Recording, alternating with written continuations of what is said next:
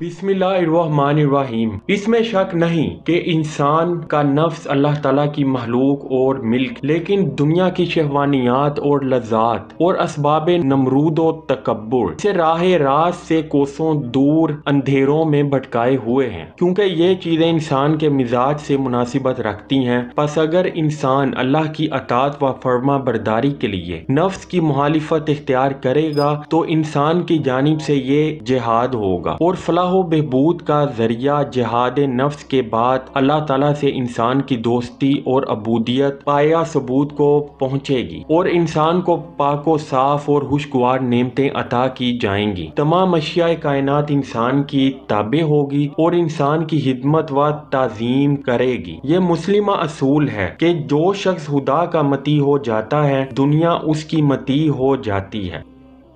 अल्लाह ताला ने सूरह अल इसरा आयत 44 में फरमाया, कायनात में कोई चीज ऐसी नहीं जो खुदा की हम्द व सना बयान ना कर, लेकिन तुम लोग उनकी तस्बीह को नहीं समझ सकते। फिर सूरह फुसिलत आयत 11 में इरशाद फरमाया, मैंने आसमानों और जमीनों से कहा कि तुम मेरी अतात फरमा बरदारी खुशी और आमादगी से या करहन नाराजगी और गैर आमादगी से कबूल करोगे। तो ये सुनकर उन्होंने कहा, ए हालिके कायनात, हम तेरी खुशी और आमादगी से कबूल करते हैं।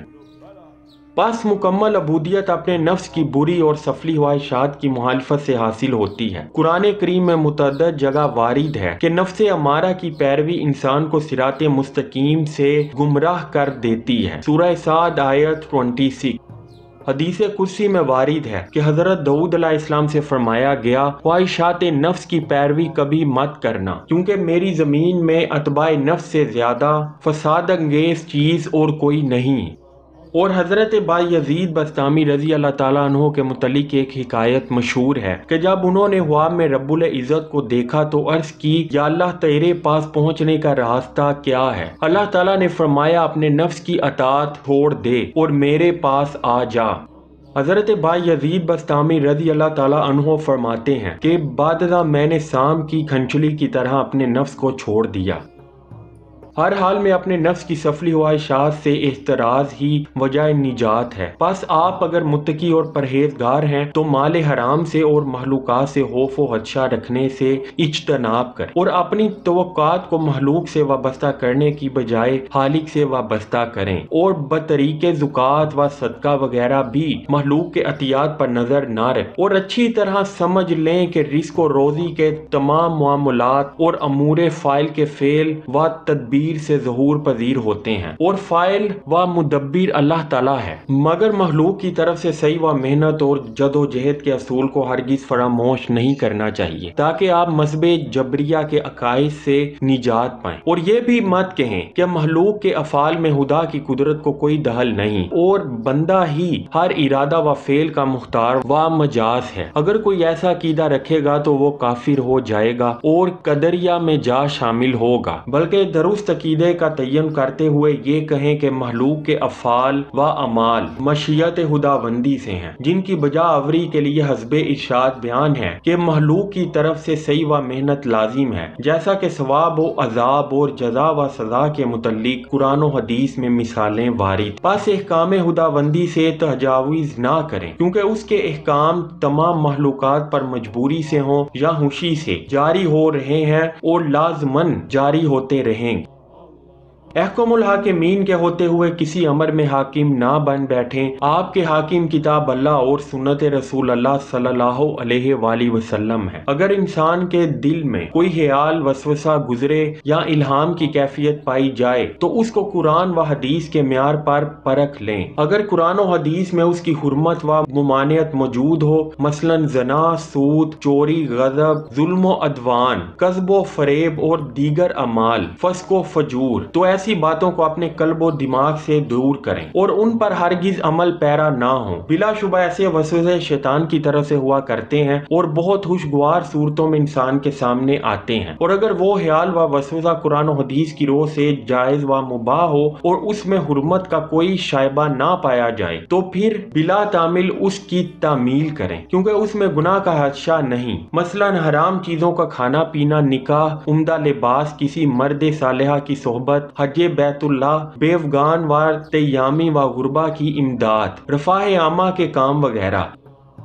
ایسے الہام پر دل سکون و اطمینان محسوس کرتا ہے اور فطرت اس کی تائید و تصدیق کرتی ہے۔ افعال الہی اور اوامر الہی کی تکمیل کے لیے اللہ تعالیٰ خود ہی بندہ میں فاعل ہو جاتا ہے اور اس کی امداد و نصرت فرماتا ہے۔ اور جب خالصتاً فعل حق باقی رہ گیا اور انسان کو حق کا مقام حاصل ہو گیا، اور پھر اگر انسان کو کوئی فتنہ بھی پیش آئے گا تو اس کے شر سے بری رکھا جائے گا، کیونکہ اللہ تعالیٰ اپنی مشیت اور اپنے فعل پر انسان کو عقوبت و گرفت نہیں کرے گا۔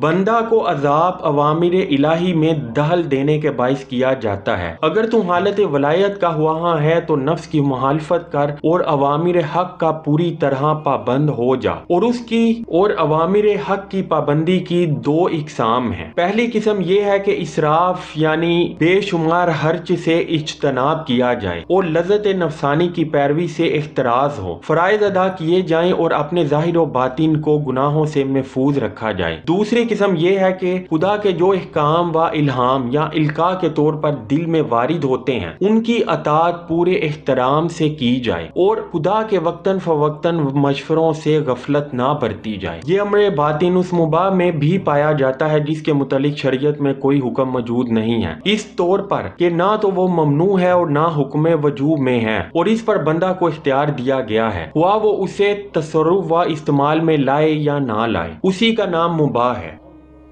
بس ایک متقی اور باہودہ شخص کو چاہیے کہ وہ ہر ایسی چیز کے متعلق استخارہ کرے اور انتظار حکم باقی میں رہے، جب حکم پائے تو اس کے مطابق تصرف کرے۔ ایسی حالت میں انسان کے تمام اعمال اور حرکات و سکنات اللہ تعالیٰ کی طرف سے ہوں گے۔ جن چیزوں کا حکم شریعت میں موجود ہے ان کو شرع کی روح سے، اور جن چیزوں کے متعلق حکم شریعت میں موجود نہیں انہیں بندہ بذریعہ استخارہ حاصل ہونے والے امر باطن کے تحت بجا لائے۔ اس مقام پر بندہ اہل حقیقت میں سے ہو جائے گا اور اس کا شمار اولیاء اللہ میں ہوگا۔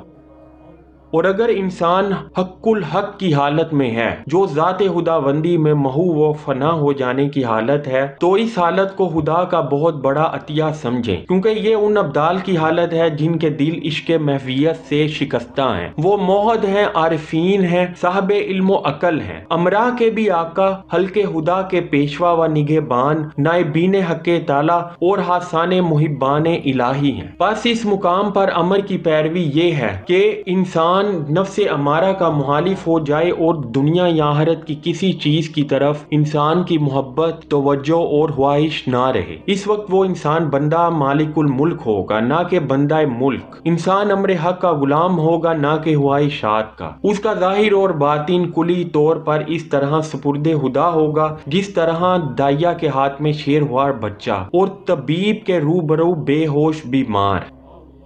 پس اللہ تعالیٰ کے اوامر و نہی کی شناخت و پیروی کے علاوہ تو دیگر تمام امور سے بے ہوش و بے خبر ہوگا۔ والحمدللہ رب العالمین۔